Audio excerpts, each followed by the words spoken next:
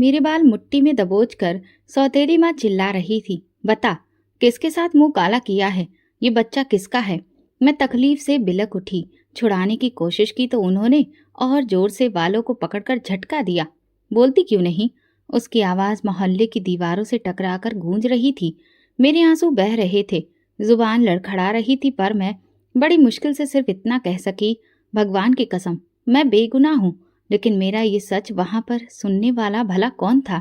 वजह यह थी कि मेरी शारीरिक कमजोरी और भूख की हालत में स्कूल में बेहोश होने के बाद जब होश आया तो प्रिंसिपल के बेटे के कमरे में पाई गई। बस इतनी सी बात थी, मगर मोहल्ले वालों ने इसका बतंगड़ बना दिया। किसी ने ये जानने की कोशिश ही नहीं की कि मैं वहां कैसे पहुंची, क्या हुआ क्या नहीं। बस एक इल्जाम लगा दिया, ये लड़की इज्जत गवा बैठी है। सौतेली माँ को वैसे भी मुझसे जान छुड़ानी थी। मेरा बाप मर चुका था, अब मैं उसके लिए बोझ बन गई थी। इस हादसे ने उसके लिए एक बहाना दे दिया था। अब वो मुझे मारने, ताने देने और घर में बेइज्जत करने का कोई मौका नहीं छोड़ती थी। मेरे सिर पर यह कौन सा कलंक लगा दिया तूने? वो दहाड़ती हुई मेरे गालों पर थप्पड़ पे थप्पड़ जड़े जा रही थी। हमें तो पूरे मोहल्ले में मुंह दिखाने के काबिल नहीं छोड़ा। पड़ोसियों की औरतें दीवार के पास से झांक रही थी, कोई आंखों में नफरत लिए तो कोई बेचारगी के भाव लिए। मेरा दिल चाह रहा था कि मैं इस जमीन में समा जाऊं। चेहरे पर तमाचों के निशान थे, दिल में बेइज्जती की जलन। मैं बस रोती रही, हाथ जोड़कर दोहराती रही, भगवान जानता है मैं बेकसूर हूँ। लेकिन वहां कोई यकीन करने को तैयार नहीं था, क्योंकि घर के मर्द भी मर चुके थे और मैं एक बदनसीब का निशान बन गई थी। सौतेली माँ ने बालों से पकड़कर मुझे दरवाजे की ओर धकेला। निकल जा, अब यहाँ तेरे लिए कोई जगह नहीं। मैंने दरवाजे की कुंडी पकड़कर उनसे प्रार्थना की। कहाँ जाऊंगी अम्मा मैं? मगर उसके चेहरे पर रहम नाम की कोई चीज नहीं थी। उसने मेरे कपड़ों का छोटा सा थैला फेंका और धक्का देकर मुझे बाहर निकाल दिया। मोहल्ले वाले दरवाजे से सर निकालकर ये तमाशा देख रहे थे। मेरे लिए सड़क पर खड़ा रहना मौत से भी ज्यादा कठिन था। घर वापसी का रास्ता बंद हो चुका था। आसमान पर बादल मंडरा रहे थे। हवा में अजीब सी नमी और घुटन थी, बिल्कुल वैसी ही जैसी मेरे दिल में थी। मैंने अपने दुपट्टे से आंसू पोंछे और बिना किसी मकसद के चलने लगी। पैरों में चप्पल तक नहीं थी।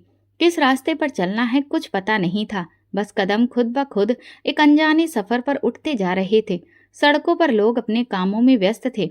किसी ने पलट कर भी नहीं देखा कि ये लड़की बिना चप्पल, बिना किसी सहारे, आंखों में खौफ और चेहरे पर बदनामी का दाग लिए भटक रही है।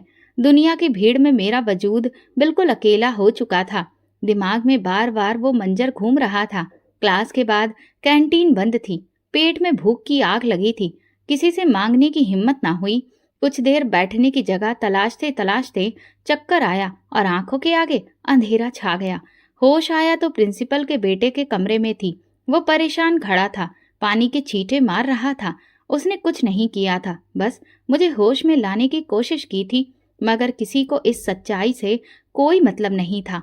सिर्फ एक बात अहम थी, लड़की किसी गैर मर्द के कमरे में बेहोश मिली है।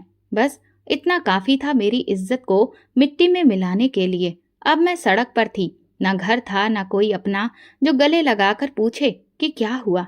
भूख और जहन की जद्दोजहद ने शरीर को जकड़ लिया था। हाथ खाली थे, पेट खाली था, दिल खौफ से भरा था। बारिश की बूंदें मेरे कपड़ों से टपक रही थी और हर गुजरती गाड़ी मुझे ऐसे देख रही थी जैसे कि मैं कोई तमाशा हूँ। एक पल को दिल चाहा कि यहीं सड़क पर लेटकर दम तोड़ दूं, मगर फिर माँ की सिखाई बात याद आ गई। हार मानना कमजोरों का काम है।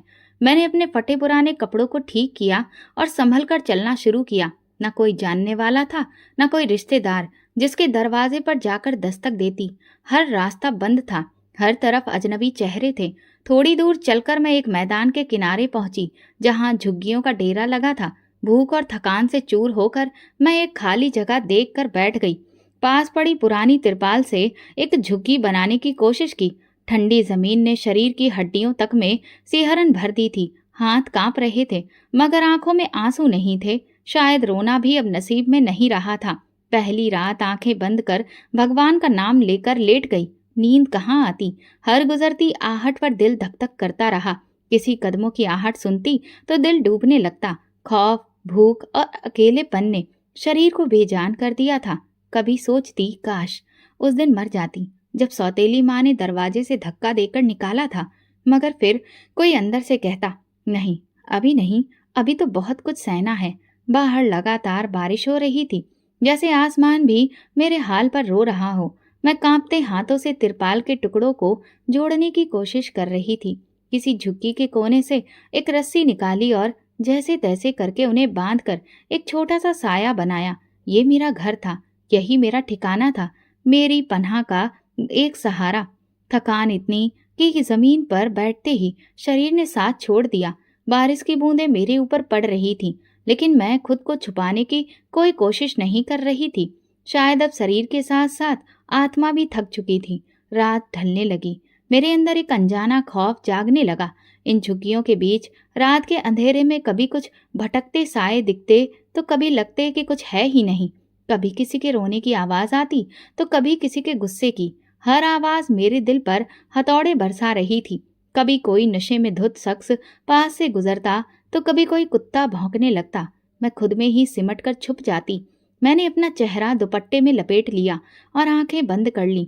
दिल ही दिल में भगवान से प्रार्थना करती रही कि बस ये रात किसी तरह से गुजर जाए।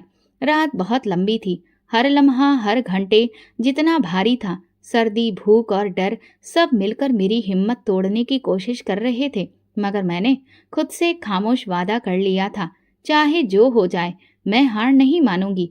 सुबह हुई तो सूरज निकल आया, मगर मेरे शरीर में हिलने की भी ताकत नहीं थी। किसी तरह उठकर मैदान के किनारे पर बैठ गई।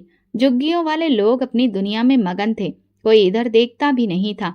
कुछ बच्चे खेल रहे थे, कुछ औरतें बर्तन धो रही थी, कुछ मर्द एक दूसरे के साथ चाय के गिलास में बातें कर रहे थे। यहाँ सब अपनी जिंदगी की जंग में व्यस्त थे। किसी के पास किसी का दुख सुनने का वक्त नहीं था। दोपहर के वक्त एक बूढ़ी औरत ने मुझ पर तरस खाकर एक रोटी थमा दी। सड़ी हुई रोटी थी, मगर मेरे लिए किसी इनाम से कम नहीं थी। मैंने जल्दी जल्दी निगल कर खाई, जैसे सदियों से भूखी हूँ, मगर रोटी ने सिर्फ वक्त की तसल्ली दी। पेट की भूख कुछ वक्त के लिए टली, दिल की भूख नहीं। 2 दिन यूं ही गुजर गए। कभी कोई फेंकी हुई रोटी हाथ आ जाती, कभी कुछ भी नहीं। बारिश ने कपड़ों को बोझ बना दिया था। शरीर पर कब से ठंड छाई रहती थी। किसी वक्त तो अपने ही वजूद से बदबू आने लगती। शर्म से नजरें झुकाए रखती, मगर खुद से नजरें मिलाना सबसे मुश्किल था। तीसरे दिन की शाम अजीब थी। आसमां सुरमई हो चुका था, हवा में नमी थी और भूख मेरे दिल दिमाग पर पूरी तरह से कब्जा कर चुकी थी। शरीर तो कई दिनों से लाचार था, मगर आज दिल भी टूटने लगा था। अक्सर सुना था कि इंसान शरीर की भूख बर्दाश्त कर सकता है, मगर इज्जत की भूख नहीं। लेकिन मैं ये दोनों तरह की जंग लड़ रही थी। उसी शाम मैं अपनी झोपड़ी के सामने बैठी मिट्टी में उंगलियों से बेमकसद लकीरें खींच रही थी। दिमाग खाली था, आंखों में कोई उम्मीद नहीं थी। तभी एक आवाज सुनाई दी। एक बड़ी चमचमाती गाड़ी मैदान में दाखिल हुई। इंजन की गड़गड़ाहट ने सबका ध्यान खींचा। गाड़ी मेरे बिल्कुल सामने आकर रुकी। खिड़की खुली और अंदर से एक मर्द ने झांक कर देखा। उसकी आंखों में दिलचस्पी के अजीब से भाव थे। चमड़े की जैकेट, धूप का चश्मा, खुशबू से भरी गाड़ी, सब कुछ मेरे लिए किसी सपने के जैसा था, मगर सपना जो डरावना भी हो सकता था। वो शख्स गाड़ी से उतरा। पॉलिश वाले जूते, कीमती घड़ी उसका हुलिया बता रहा था कि वो इस दुनिया का नहीं जिसमें मैं जी रही थी। कितने दिन हो गए बिना कुछ खाए हुए, उसने बड़ी नरमी से आवाज में मुझसे पूछा, मगर आंखों में एक अजीब सा भाव था। मेरी जुबान सूखी हुई थी। बड़ी मुश्किल से बस इतना ही निकला, 2 दिन। वो मुस्कुराया, जेब से नोटों की गट्टी निकाली और लहराते हुए बोला, चलो मेरे साथ, काम भी मिलेगा और खाना भी। मैंने अपने आसपास झुग्गियों की बसी हुई दुनिया को देखा। भूखी आंखें, नंगे पैर, सड़ी हुई हवा और फिर उस चमकती गाड़ी की पेशकश। मेरा दिल कांप रहा था, मगर पेट की आग ने इस खौफ को पीछे धकेल दिया। मैंने दुपट्टा संभाला, अपने बोझिल कदमों को उठाया और धीरे धीरे गाड़ी की तरफ बढ़ गई। मेरे हर कदम के साथ खौफ अंदर तक उतर रहा था। गाड़ी में बैठते ही मैंने नजरें झुका ली। डरी हुई थी, सहमी हुई थी।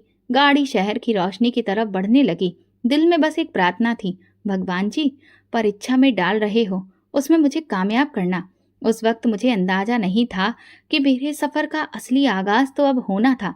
गाड़ी में बैठते ही एक अजीब सी खामोशी छा गई। नरम सीट की खुशबू, बंद गाड़ी में तेज परफ्यूम की महक, सब कुछ मेरे लिए अजनबी था। मेरी उंगलियां अपने दुपट्टे के किनारे मोड़ रही थीं। दिल तेजी से धड़क रहा था। खिड़की से बाहर झांकती तो शहर की चमक दिखाई देती।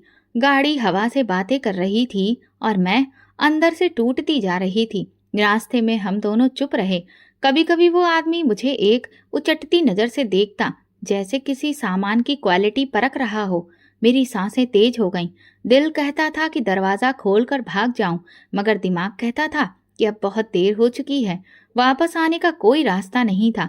तकरीबन आधे घंटे बाद गाड़ी एक बड़ी सी कोठी के सामने रुकी। ऊंची दीवारें, मजबूत शानदार गेट, अंदर अंधेरे में डूबी रोशनी। गेट अपने आप खुल गया। गाड़ी अंदर आई और एक बड़े बरामदे के पास रुकी। आदमी ने गाड़ी से उतरकर मेरे लिए दरवाजा खोला। उतरो। उसकी आवाज में नमी भी थी और हुक्म भी। मेरी टांगें कांप रही थीं, फिर भी हिम्मत करके उतरी। अंदर दाखिल होते ही ठंडी हवा का एक झोंका मेरे चेहरे से टकराया। फर्श पर महंगे कालीन, दीवारों पर बड़ी बड़ी तस्वीरें, हर चीज अमीरी और रौब की गवाह थी। सामने एक औरत बैठी थी जिसकी उम्र 50 के करीब लग रही थी। चेहरा सख्त था, आंखों में गुरूर। उसने मुझे एक नजर देखा और होठों पर हल्की सी मुस्कुराहट आई, ऐसी मुस्कान जिसमें तरस भी था और तमाशा भी। ये काम करेगी? उसने उसने अपने आदमी से पूछा। हाँ, भूखी है, मजबूर है, उसने जवाब दिया। मेरी आंखों में आंसू आ गए। मुझे इस तरह से तोलने और परखने का एहसास हुआ जैसे कि मैं कोई चीज हूँ, इंसान नहीं। औरत ने सिर हिलाया। चलो इसे खाने को कुछ दो और कल से काम पर लगा दो। एक नौकरानी मुझे एक छोटे से कमरे में ले गई। साफ सुथरा कमरा था, मगर खाली। एक कोने में बिस्तर पड़ा था और एक छोटा सा अलमारी नुमा हिस्सा। मुझे एक प्लेट में खाना दिया गया, गरम चावल और सब्जी।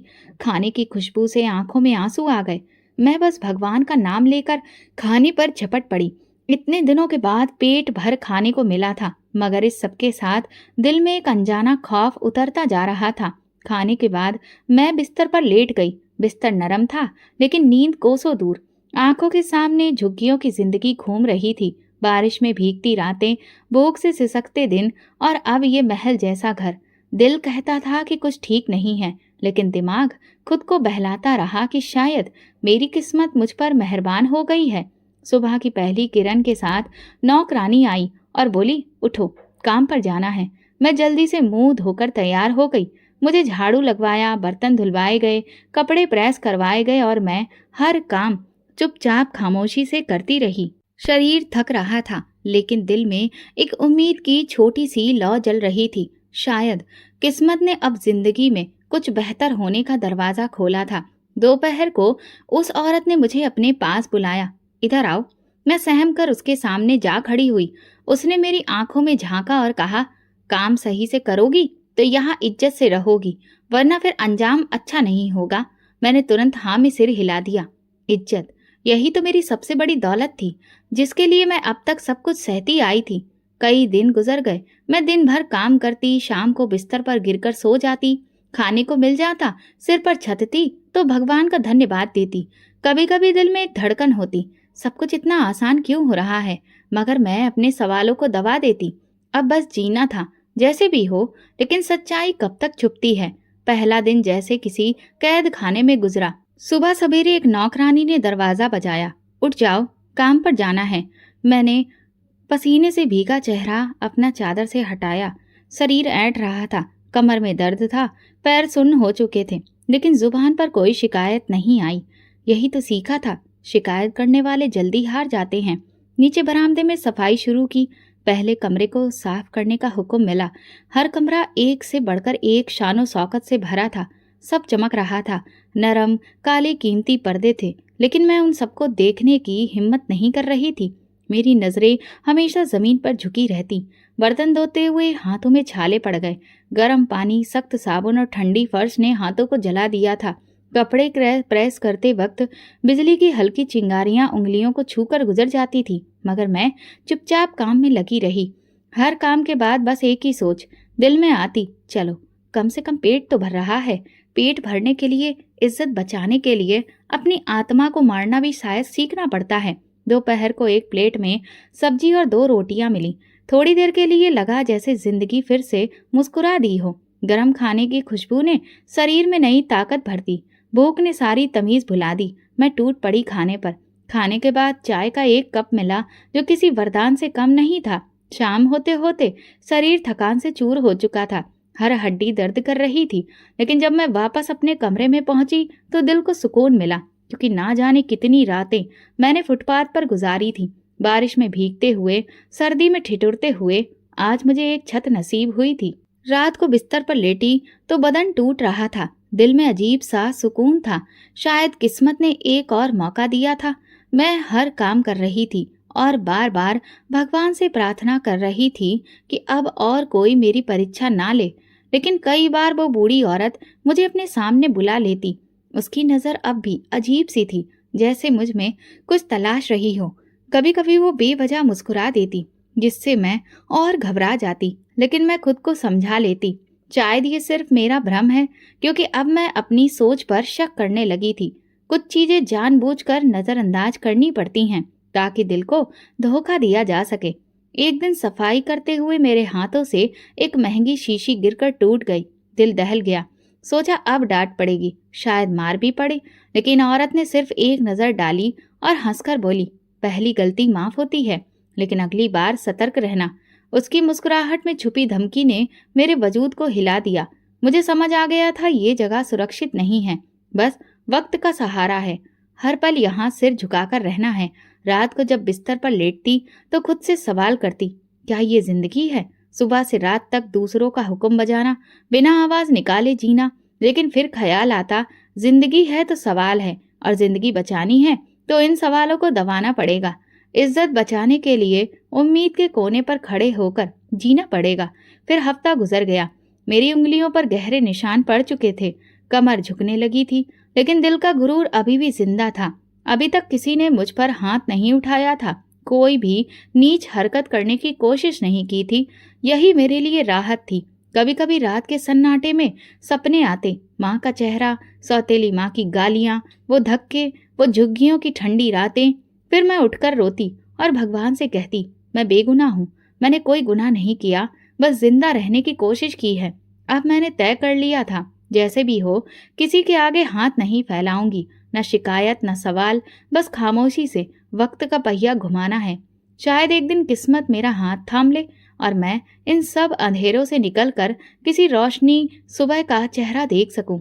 रात का सन्नाटा हर तरफ फैला था, पूरा बंगला अंधेरे में डूबा हुआ था। कहीं दूर से कुत्तों के भौंकने की आवाज आ रही थी। मैं अपने छोटे से कमरे में दुबकी हुई थी, जब अचानक एक तेज चीख सुनाई दी। दिल उछलकर हलक में आ गया। सांस रोककर दरवाजे की तरफ कान लगाए। फिर गुस्से में लिपटी बूढ़ी औरत की आवाज गूंजी। मैं धीरे धीरे कदमों से कमरे से निकली और हॉल की तरफ बढ़ी। अपने दुपट्टे को चारों तरफ कसकर लपेट लिया। हर कदम पर दुआ करती रही कि कोई मुझे ना देखे। हॉल में पहुंचकर दरवाजे के पीछे छुपकर झांका। सामने वही बूढ़ी औरत खड़ी थी। उसका चेहरा गुस्से से लाल हो रहा था। उसके सामने एक नौजवान सिर झुकाए खड़ा था, शायद वही आदमी जो मुझे यहाँ लाया था। कब तक बाहर की लड़कियां लाकर ये गुनाह करते रहोगे? कब अकल आएगी तुम्हें? बूढ़ी औरत की आवाज गरज रही थी। नौजवान ने सिर झुका लिया था। बस इस बार माफ कर दीजिए। मैं अपने रूम में खड़ी हो गई। दिल तेजी से धड़कने लगा। अब सारी तस्वीर साफ हो गई थी। मुझे समझ आ गया कि ये जो नरम लहजे में काम की बात हुई थी, ये महज एक जाल था। मेरी भूख, मेरी बेबसी का फायदा उठाने का मंसूबा बनाया गया था।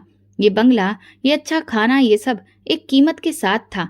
एक ऐसी कीमत जो मैं कभी चुकाना नहीं चाहती थी। मेरे शरीर में कंपन पैदा हो गया। कदम वापस खींचने लगी, लेकिन डर से मेरे पैर सुन्न हो चुके थे।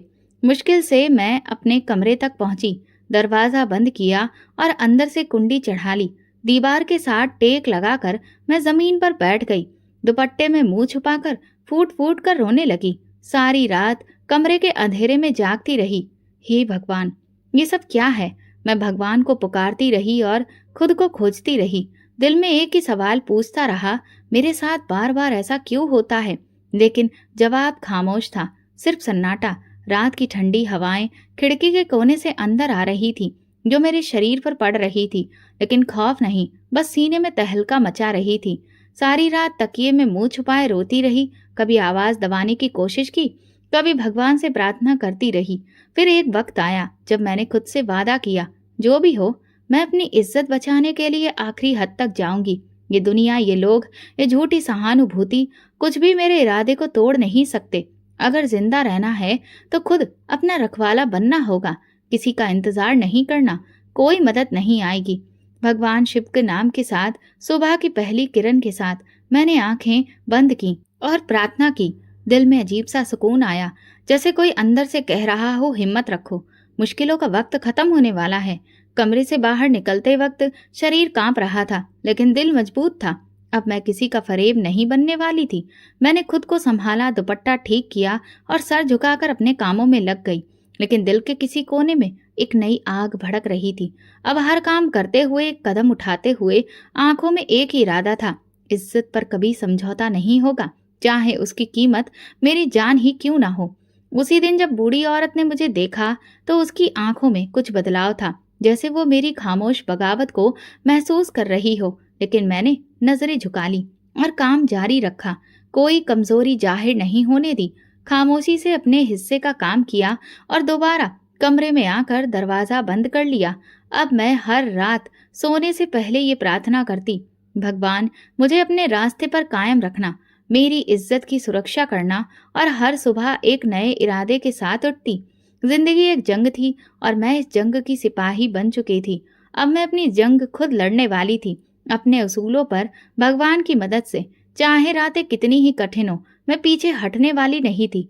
सुबह की हल्की रोशनी अभी पूरी तरह से फैली नहीं थी। सारा बंगला खामोश था, सिर्फ कहीं कहीं बर्तनों की धीमी आवाज सुनाई दे रही थी। दिल की धड़कन तेज थी, पसीने से भीगी हथेलियां कांप रही थीं।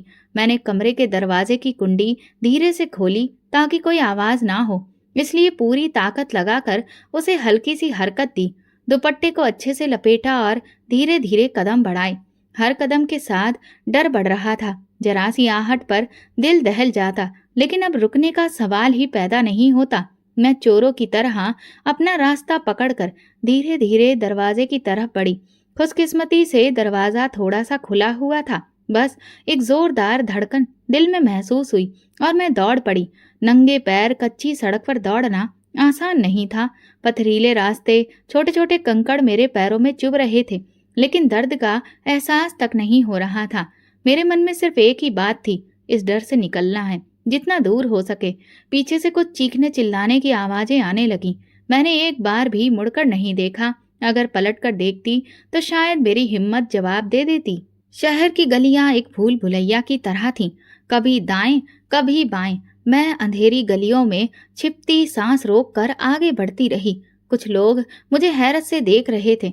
मेरे फटे पुराने कपड़े, नंगे पैर और सहमी हुई आंखें सब कुछ कह रही थीं।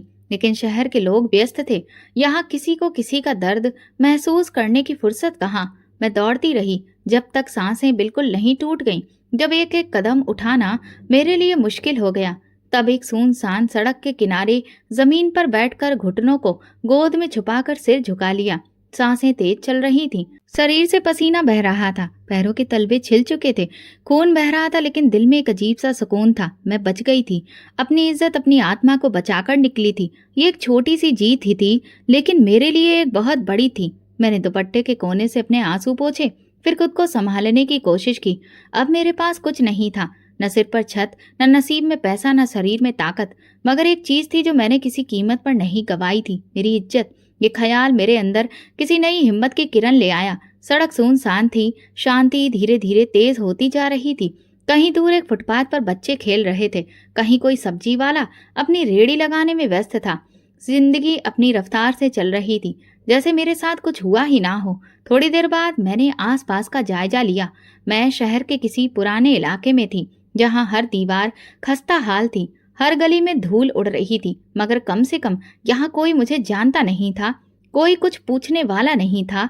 मैंने दिल में फैसला किया कि अब किसी के झांसे में नहीं आऊंगी, चाहे जितना भी भूखी रहूं, सड़कों पर पड़ी रहूंगी, लेकिन अपनी इज्जत को कभी किसी भूख या जरूरत के आगे कुर्बान नहीं करूंगी। अब और चलने की हिम्मत नहीं थी, मगर रुकना भी मौत के बराबर लग रहा था। मैंने बड़ी मुश्किल से अपने पैरों को घसीटते हुए एक तरफ बढ़ने की कोशिश की। हर कदम के साथ दर्द की लहर उठ रही थी, लेकिन मैंने बर्दाश्त कर लिया। मेरे जख्म अब मेरी गवाही थे, मेरे सफर की कहानी थे। कुछ ही घंटों में इसी हॉल में मैं इधर उधर घूमती रही, कभी किसी दीवार के साए में बैठ जाती, कभी किसी दुकान के सामने खड़ी होकर अपने वजूद को छुपाने की कोशिश करती। किसी ने मुझ पर ध्यान नहीं दिया और शायद यही ठीक था। शाम ढलने लगी थी, हवा में खनक आ गई थी, मेरे पेट में चूहे दौड़ रहे थे। 2 दिन हो गए थे बिना कुछ खाए। शरीर कांप रहा था लेकिन इरादा मजबूत था। अभी भी दुपट्टे को अच्छे से लपेटे, आंखों में आंसू छुपाए, मैं खुद के मन को बार बार समझा रही थी, जो भी हो अब किसी पर भरोसा नहीं करना, अपनी जंग खुद लड़नी है।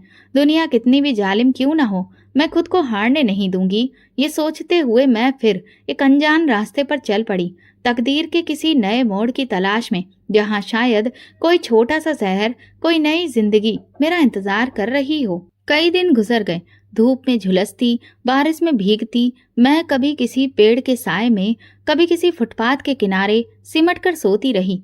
भूख मेरी हड्डियों तक उतर चुकी थी। पानी के लिए भी नालों पर लाइन लगती, कभी किसी होटल के बचे हुए पानी के गिलास पर टूट पड़ती। जिंदगी अब बस सांस लेने का ही नाम रह गई थी। हर सुबह आंख खोलती तो आसपास तेज चलती जिंदगी को देखती। लोग अपने काम में व्यस्त, किसी को मेरी हालत से कोई मतलब नहीं था। दुनिया की भीड़ में मेरा कोई नाम, कोई पहचान नहीं थी। मैं बस एक साया थी जो जमीन पर रेंग रहा था। एक दिन सूरज सिर पर दहक रहा था, पेट में मरोड़ उठ रही थी, कमजोरी से आंखों के सामने धुंध छा रही थी। मैं सुनसान गली के किनारे दीवार से टेक लगाकर बैठ गई। तभी एक आवाज सुनाई दी, बेटी, धीमी, नरम और मोहब्बत भरी। मैंने सर उठाकर देखा, एक उम्रदराज औरत मेरे सामने खड़ी थी। चेहरे पर माँ जैसा प्यार था, आंखों में दर्द की नमी थी। कहाँ की हो तुम? कहाँ जाना है? उन्होंने धीरे से पूछा। मेरी आंखों में आंसू तैरने लगे, होंठ कांप रहे थे, लेकिन मैंने मुश्किल से हिम्मत करके अपनी कहानी सुनानी शुरू की। हर दुख, हर जख्म, हर बेबसी को शब्दों में पिरोकर सुनाया। वो सुनती रही, बिना किसी सवाल या हैरानी के, जैसे मेरी हर टूटन और हर ख्वाब को समझ रही हूँ। जब मैं खामोश हुई तो उन्होंने नरमी से मेरा हाथ थामा और कहा, चलो मेरे साथ। उनका लहजा किसी सहारे की तरह था। मेरे कदम अपने आप उठने लगे। वो मुझे अपने साथ एक छोटे से मोहल्ले में ले गई। गलियां तंग थीं, मकान छोटे छोटे, लेकिन उनमें जिंदगी बसती थी। उनका घर भी छोटा सा था, छोटा सा आंगन, 2 कमरों का मकान और एक छोटा सा किचन। उन्होंने मुझे एक कमरे में ले जाकर कहा, ये कमरा तुम्हारा है, इज्जत से रहोगी बेटी की तरह। मेरी आंखों से आंसू बहने लगे। कितने दिनों, कितने महीनों बाद किसी ने मुझे इंसान समझा था। मुझे लगा जैसे भगवान ने मेरी सिसकती प्रार्थनाओं को आखिरकार सुन लिया हो। 2 वक्त का खाना मिला, कपड़े मिले, एक साफ बिस्तर मिला, लेकिन सबसे बढ़कर मुझे इज्जत मिली। ऐसी इज्जत जिसके लिए न जाने मैं कितनी रोते रोते रातें गुजार चुकी थी। वो औरत खुद भी एक मजदूर थी, धोबी का काम करती थी, लोगों के कपड़े धोती, प्रेस करती, दिन भर मेहनत करती, शाम को अपने 2 बच्चों के साथ घर आकर सादा सा खाना पकाती।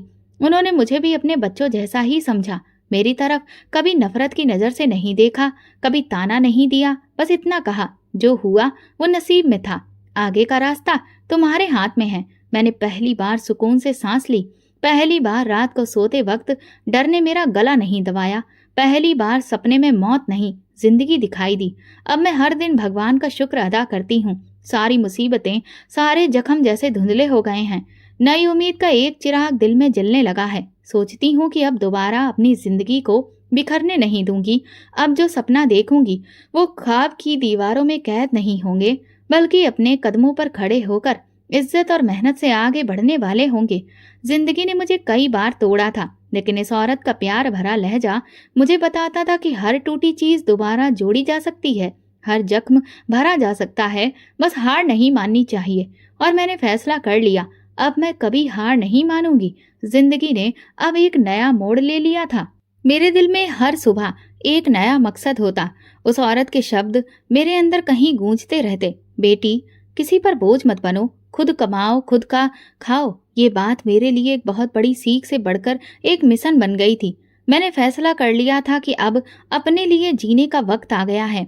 मोहल्ले में एक छोटा सा स्कूल था, वहाँ ज्यादातर गरीब बच्चों को पढ़ाया जाता था। एक दिन हिम्मत करके मैं वहाँ गई, कायदे से स्कूल के टीचर के सामने बैठकर अपनी बात रखी।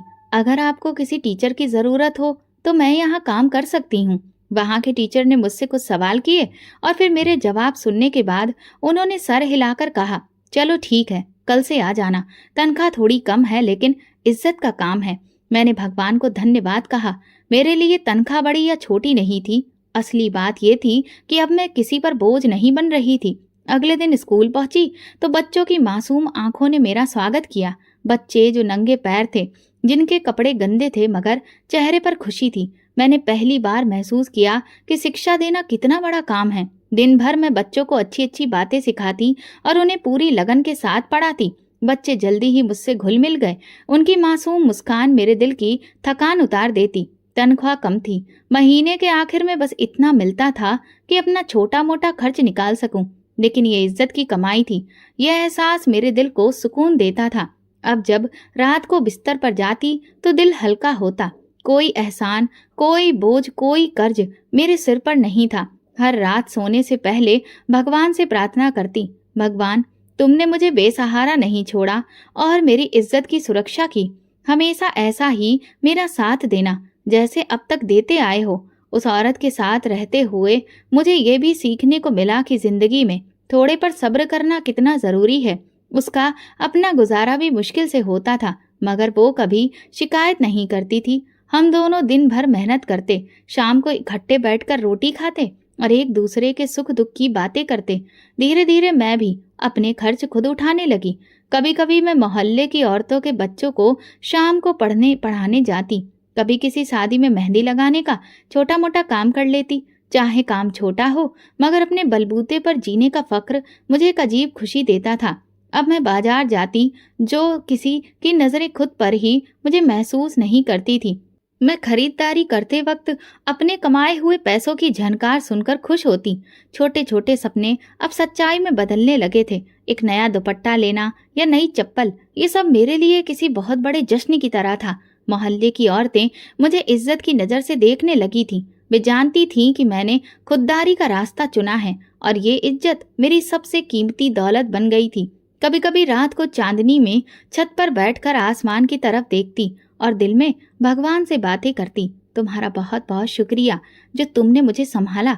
तुम नहीं संभालते तो मैं न जाने कहाँ भटक जाती, कैसे बिखर जाती।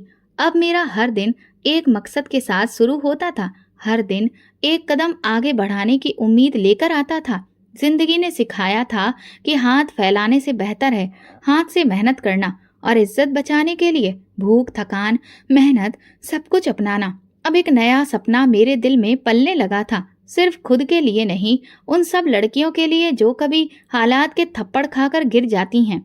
मैं सोचती थी कि एक दिन ऐसा आएगा जब मैं किसी और बेबस लड़की को अपने पैरों पर खड़ा होने का रास्ता दिखाऊंगी और उसी सपने के साथ मैं हर दिन मेहनत करती, खामोशी से, यकीन से। जिंदगी किसी हद तक अपनी डगर पर चलने लगी थी। सुबह स्कूल, शाम को मोहल्ले के कुछ बच्चों को पढ़ाना और रात को भगवान को धन्यवाद देना, यही मेरा रोज का रूटीन बन चुका था। दिल में अब डर की जगह थोड़ा सा सुकून था। मेहनत की थकान मीठी लगती थी क्योंकि ये थकान मेरी आज़ादी की कीमत थी। हर दिन एक नया भरोसा देता था कि अगर नीयत साफ हो तो रास्ते खुद ब खुद निकल आते हैं। लेकिन शायद अतीत इतनी आसानी से पीछा छोड़ने को तैयार नहीं था। एक दोपहर जब स्कूल में मैं बच्चों को पढ़ा रही थी, दरवाजे पर एक आहट हुई। सर उठाकर देखा तो वही चेहरा सामने खड़ा था, वही आदमी जिसने मुझे झुग्गी के सामने से उठाया था, जिसकी गाड़ी में मैं खौफ और बेबसी से बैठी थी। मेरी सांसें रुकने सी लगी थी, हाथों से किताब गिरने ही वाली थी कि बड़ी मुश्किल से मैंने खुद को संभाला। दिल की धड़कन तेज हो गई, लगता था कि अभी सब सुन लेंगे। वो आदमी अंदर आया और फिर बड़ी ऊंची आवाज में स्कूल के प्रिंसिपल से कहा, यही है वो लड़की। मेरी आंखों के सामने अंधेरा सा छाने लगा, जमीन जैसे हिलने लगी। इतनी मेहनत से जो जिंदगी संभाली थी, एक पल में सब कुछ बिखरता दिखाई दिया। प्रिंसिपल ने एक तेज नजर उस आदमी पर डाली और सख्त लहजे में बोले, ये लड़की अब हमारे पास अमानत है, ये इस स्कूल की इज्जत है और हम अपनी अमानत पर कोई आंच नहीं आने देंगे। उनका लहजा ऐसा था कि वो इंसान एक पल के लिए घबरा गया। उसके चेहरे पर हैरानी, गुस्सा और बेबसी एक साथ आ गए। उसने कुछ कहने की कोशिश की लेकिन प्रिंसिपल सर ने सख्ती से हाथ उठाकर उसे चुप करवा दिया। जाओ यहाँ से, ये जगह तुम्हारे जैसे लोगों के लिए नहीं है, ये मंदिर के बराबर है, यहाँ ऐसी बातों की गुंजाइश नहीं। वह आदमी थोड़ी देर खड़ा रहा, फिर गुस्से से पैर पटकता हुआ बाहर चला गया। मैं वहीं बैठी कांपती रही, आंखों से आंसू निकलने लगे। बच्चे देख रहे थे, लेकिन मैंने जल्दी से अपनी आंखें पोंछी और खुद को संभाला। उस दिन मेरी समझ में एक बड़ी बात आ गई थी। दुनिया में बुरे लोग होते हैं, लेकिन भगवान ने कुछ अच्छे लोगों को भी भेजा है जो किसी लाचारी की ढाल बनते हैं। प्रिंसिपल सर जैसे लोग जो दुनिया की गंदगी से दूर बस भगवान के बताए रास्ते पर चलते हैं। जब स्कूल की छुट्टी हुई और मैं जाने लगी तो प्रिंसिपल सर ने मुझे बुलाया। उनके चेहरे पर एक सुकून और भरोसा था। वो नरमी से बोले, बेटी, डरने की जरूरत नहीं। जो इज्जत से जीता है, भगवान उसकी सुरक्षा करता है। हम तुम्हें अपनी बेटी समझते हैं। किसी की बातों या धमकियों से घबराना मत। उनकी बातों ने मेरे दिल पर मरहम का काम किया। ऐसा लगा जैसे किसी ने मेरे जख्मों पर हाथ रखा और वो ठंडे हो गए। मैंने उन्हें धन्यवाद कहा और फिर मैं घर आ गई। उस रात छत पर बैठकर आसमान की तरफ देखा तो सितारे बहुत करीब महसूस हुए। दिल से अचानक निकला, भगवान, तुमने मुझे एक बार फिर बचा लिया। जब मैं अकेली थी, तुमने मुझे सहारा दिया। जब दुश्मन पास आया तो तुमने अपने भेजे बंदे से मेरी सुरक्षा करवाई। मैं समझ गई थी, भगवान, तुम अपने भक्तों को कभी अकेला नहीं छोड़ते। मुश्किल वक्त आता है, परीक्षाएं होती हैं, लेकिन सच्चाई और सब्र करने वालों के लिए तुम खुद ही रास्ता बना देते हो, चाहे वो आखिरी लम्हे पर ही क्यों ना हो। अब मैं और ज्यादा निडर हो गई थी। अब दिल में डर नहीं था कि कोई भी आकर मेरी जिंदगी बर्बाद कर देगा, क्योंकि मैं समझ चुकी थी कि मेरी सुरक्षा मेरा भगवान कर रहा है। और फिर शिद्दत मेरे अंदर और आ गई थी। स्कूल में बच्चों को और से दिल से लगाकर मैं पढ़ाती थी। मोहल्ले में मेरी इज्जत बढ़ने लगी। लोग मुझे इज्जत की नज़र से देखने लगे और ये सब मेरी खुददारी और भगवान की मेहरबानी का नतीजा था। अब मैं जान चुकी थी कि अतीत कितना भी काला क्यों ना हो, लेकिन दिल की सच्चाई और सब्र उसे रोशनी से भर सकते हैं। मेरी जिंदगी अब एक नई इमारत पर खड़ी की जा सकती थी। मैं धीरे धीरे समझने लगी थी, लेकिन दिल के किसी कोने में कुछ बाकी था। मेहनत करके पेट पालना जरूरी था, लेकिन अब दिल चाहता था कि कुछ और हासिल किया जाए। मैं सिर्फ जिंदा रहने से ज्यादा खुद को आगे बढ़ाना चाहती थी। मेरे दिल में एक एहसास जाग चुका था, अगर मैंने अपनी पढ़ाई पूरी नहीं की तो मैं सिर्फ एक डायरी के पन्नों में सिमट कर रह जाऊंगी। दुनिया बदलने और अपने नसीब को संभालने के लिए अब पढ़ाई ही मेरा असली हथियार बन सकती थी। मैंने सोचा कि स्कूल की मामूली नौकरी से गुजारा नहीं होगा। खुद को बेहतर बनाना था, उस मुकाम तक पहुंचाना था जिसकी मैं हकदार हूँ। चुपके से एक प्राइवेट स्कूल का पता किया, जहां शाम और रात के वक्त क्लासेस होती थीं। अपने थोड़े से पैसों को बचाकर मैंने वहां एडमिशन लिया। दिल में खुशी थी, जैसे कई सालों के बाद अपने लिए कोई फैसला लिया हो। दिन भर स्कूल में बच्चों को पढ़ाती, शाम को भाग दौड़ करके उस जगह पहुंचती। क्लासरूम में बैठकर जब अपनी टीचर की बातें सुनती, किताबों के पन्ने पलटती, तो एक नई दुनिया खुलती। जिंदगी आसान नहीं थी। काम और पढ़ाई के बीच शरीर थक जाता था। आधी रात तक घर लौटती तो जान ही नहीं होती। कभी कभी चक्कर आते, आंखों के आगे अंधेरा छा जाता, लेकिन दिल हार मानना नहीं जानता था। जैसे तैसे 4-5 घंटे की नींद मिलती, वो भी अक्सर किताबें खोलकर। पर यह थकान मीठी थी, क्योंकि इसमें इज्जत और उम्मीद छुपी थी, एक नई जिंदगी का वादा। हर दिन जब किताबें पढ़ती, नए शब्द सीखती, तो लगता ये किसी और की नहीं, मेरी ही कहानी है। अब मैं एक सफर पर थी जो एक नई मंजिल की ओर बढ़ रहा था। मेरी पढ़ाई ने मुझे नया हौसला दिया था। अब मैं सिर्फ खुद को नहीं, औरों को भी बदलना चाहती थी। उन लड़कियों के लिए मिसाल बनना चाहती थी जो हालात के हाथों हार चुकी थीं। मैं उन्हें दिखाना चाहती थी कि मेहनत और हिम्मत से सब कुछ पाया जा सकता है।